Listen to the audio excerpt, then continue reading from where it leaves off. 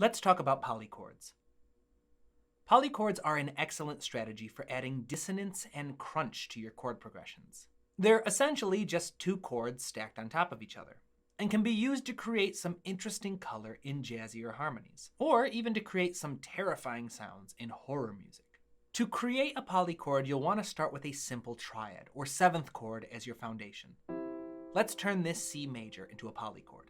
Using this chord as my base, I'll write out all the notes in our chord scale that fit in C major by using the add skip rule we learned in the short video on jazz chords. That gives us C, E, G, B, D, F, and A. Next, I'll cross out the tonic and the harmonic avoidance notes. If you're not sure which ones are harmonic avoidance notes, I recommend checking out the short video on jazz chords. This leaves us with just E, G, B, D, and A.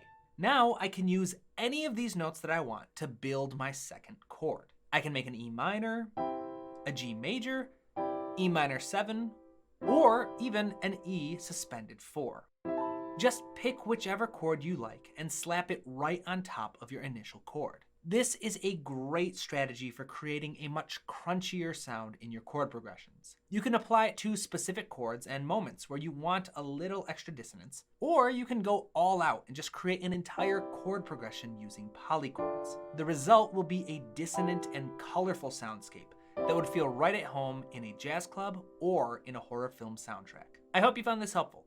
Until next time, keep studying, keep working hard, and keep writing new music.